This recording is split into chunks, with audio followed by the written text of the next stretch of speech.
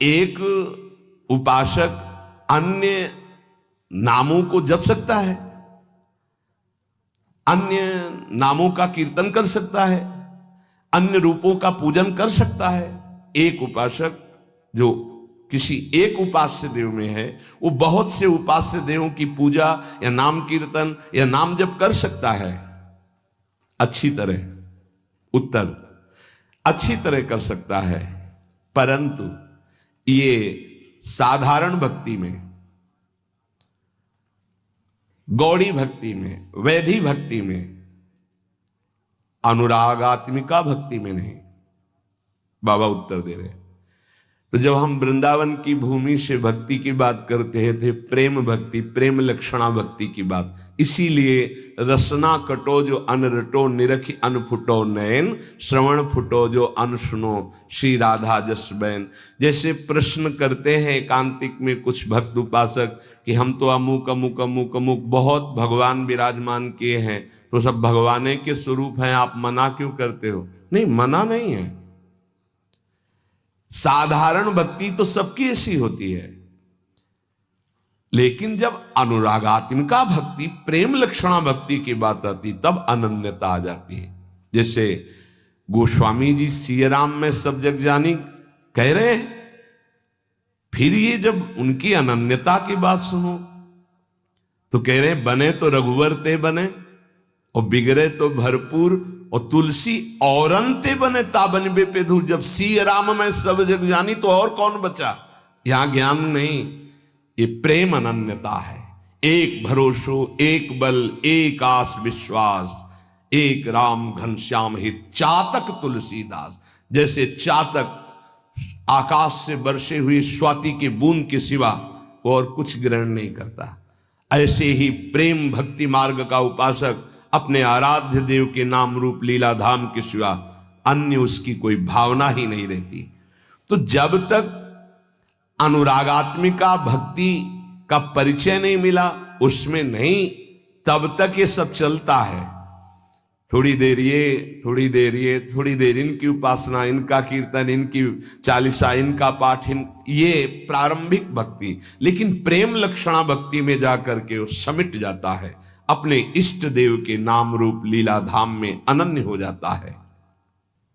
हमारी लाडली जो हम पे कृपा किए, तब हमें ये सौभाग्य मिला, तो अब हमें किसी की ओर आंख उठा के भी देखना नहीं है। ये कृपा का आदर होगा। कोई भी त्रिभुवन में लालजू से बढ़कर नहीं है, उनकी समानता करने वाला कोई नहीं, फिर बढ़कर कैसे हो सकता है? और लालजू जिनके अधीन हैं, ऐसे समस्त सुख की खान बिहारिन जू से हमारा संबंध हो गया। उनके नाम से, उनके रूप से, उनकी लीला से, उनके धाम से अब हमें किसी और की तरफ आंख उठा के भी नहीं देखना। ये इस कृपा का आदर होगा। देखो, आपको सिद्ध होना नहीं है, ये अनुभव की बात कहते हैं। यदि आप शरीर के भोग, अंतःकरण का स्फुरण, इसको संभाल पावें गुरु कृपा से, तो आप अभी सिद्ध हैं। आपका जो सच्चिदानंद बप्पू है, वो किसी साधना से घटता बढ़ता या प्रकट होता नहीं है, वो है। उसी है का जहां अनुभव हुआ, तो भाव होने के कारण वही है तत्काल भाव में, अनुभव में आने लगता है। सखा भाव, सखी भाव, गोपी भाव, जो भाव वो है। उपासक परेशान है देह भाव में, अंतःकरण की स्फुरणाएं उसको जला रही हैं। ये गलती हमारी है कि हम अंतःकरण की स्फुरणाओं को अपने में मान रहे हैं। हम देह को अपना मैं मान रहे हैं। देह के भोग विलास, सुख सुविधा, असुविधा, दुख दुविधा, इनको अपना मान रहे हैं। यही मिटाने के लिए सत्संग है, अध्यात्म है, साधना है।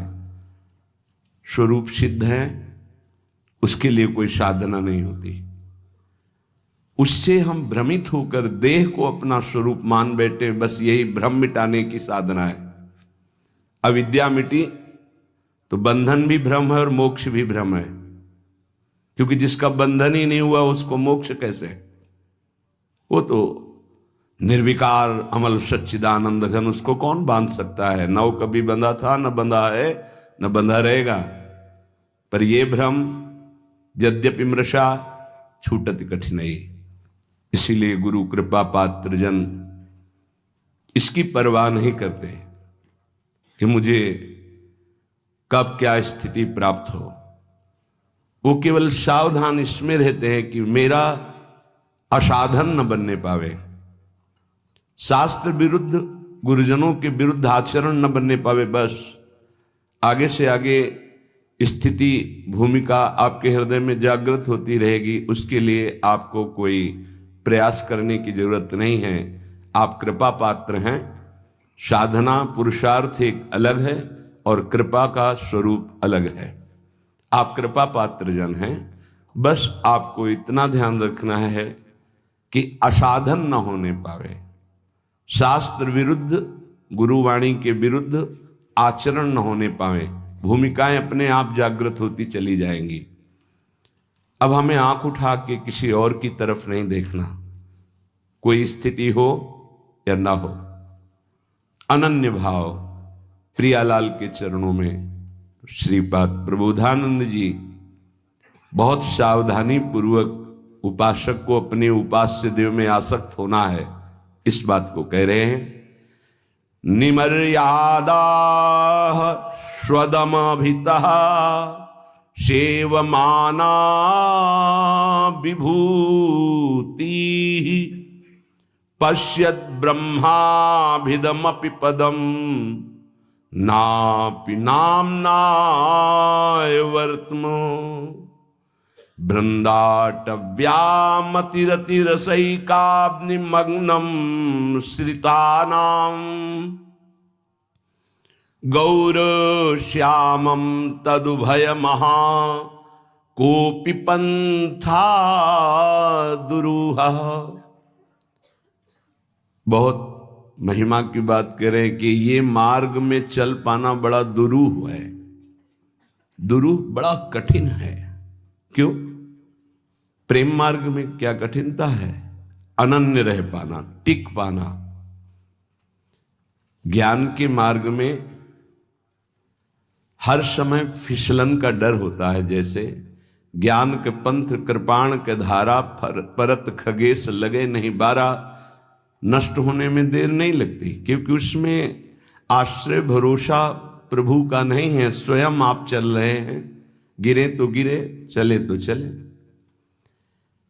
प्रेम मार्ग में भरोसा प्रभु का है, पर इसमें खास बात अनन्यता है। अगर अनन्यता दृढ़ हो गई तो कोपि पंथा दुरूहा, कोई मार्ग है जो बड़ा दुरूह मार्ग है, ये प्रेम मार्ग। कोई नहीं रह जाता। ये मार्ग ऐसे दिखाई देने लगता है किसको?